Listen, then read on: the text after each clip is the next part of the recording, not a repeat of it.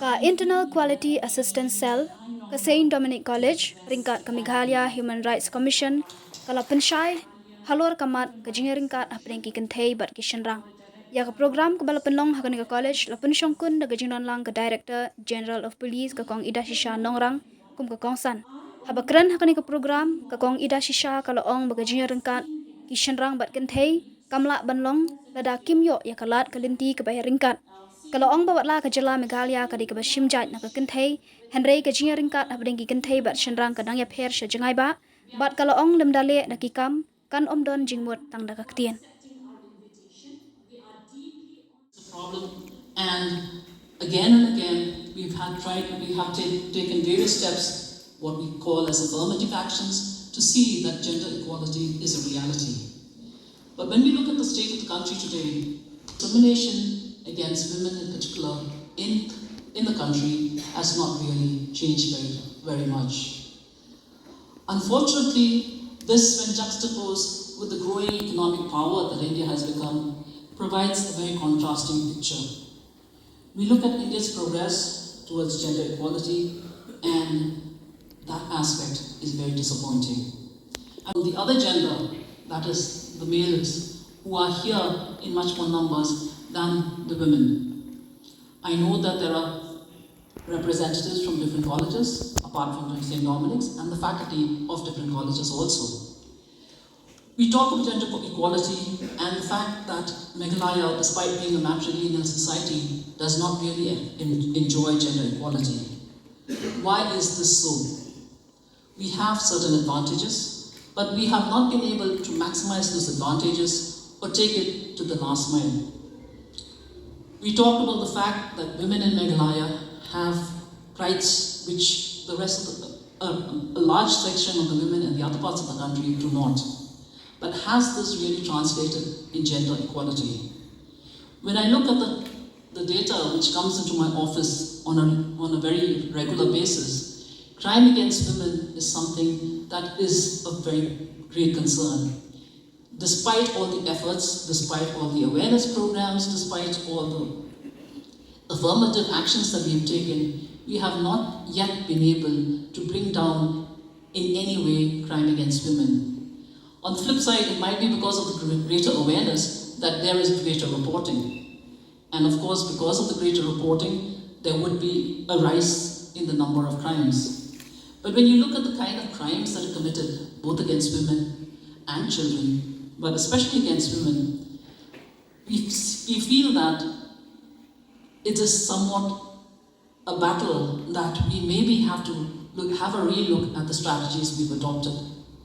We do not see any decreasing trend in crime against women, whether it is in the rural areas or in the urban areas. The reporting of crime against women in the rural areas has grown by leaps and bounds. It was much more in the urban areas, but surprisingly for us, the reporting of crime against women both in the rural and the urban areas has more or less come equal. Now that is one kind of equality we don't want. When we talk of gender equality, I have a little bit of a difference in the fact that we talk of gender, we are different genders. Whether you talk of the male, whether you talk of the female, we talk of the others that have come into that we acknowledge now. We are different, but gender equality does not mean that we are equal in all ways. We're talking about gender equality within the prism of equality of opportunities for each gender. There is no way we can have equality of opportunities if we do not have equality of access to those opportunities. If we do not have equality to access to all the resources that make opportunities available to us, whether it is health, whether it is nutrition, we need to have equal opportunities. And it is not only at the gender level that we have to have equality, but that is a larger picture. We talk of gender, the main focus today is gender equality. In different parts of India, we have what is called the preference of sons. I'm happy to see that the data that has been coming in, especially in the last 10 years, has shown that the awareness on that aspect and the fact that there is no greater there's no greater privilege or greater opportunity if you have a preference for sons. Does not really reflect how you grow or what the opportunities that come to you.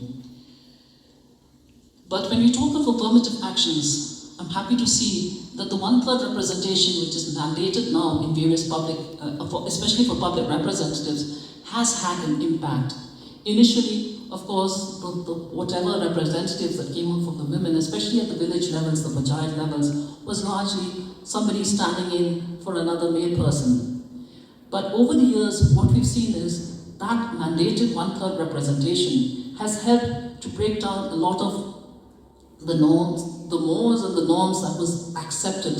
And more and more women are coming forward by themselves, not as a stand-in for some other male representative or a male colleague or a male relative, but as women of their own. Another policy change which has helped a lot in bringing about gender equality in different other parts of the country is equalizing the land inheritance rights. While that is not an issue here in Meghalaya, the fact that we tend often to gloss over is while the women here in Meghalaya have inheritance rights, we do not have total control of how we dispose of our property. But with the equalizing of inheritance rights all over the country, this has had a positive impact on the gender equality. So maybe when we look at all the awareness programs that we have, isn't it time that we also did an assessment of what the affirmative actions, what works and what doesn't work? Because more and more, we need to be able to have an audit of what we have done and whether those steps that we've taken to achieve a certain goal, whether that has been positive, whether the response has instead been detrimental to the goal that we hope to achieve. But we seem to forget that unless we ourselves consider in our minds that all men, all women are equal, we will not get anywhere with gender equality. Unless we talk and walk the talk and actually put into practice all that we talk about, we are not going to get anywhere with gender equality. But getting to that parity, how we go about it, I hope that the speakers today, and I'm eagerly waiting to hear what their suggestions are in our efforts to get that parity and that gender equality. For India to maintain its position as a global leader and to grow in prosperity and other parameters, we have to ensure that gender equality is also one of the foremost goals we have in mind. Thank you once again for having me here today, and I look forward to the sessions that you will be having, and I'm sure that the audience here will gain greatly by what the keynote speakers will say. Thank you.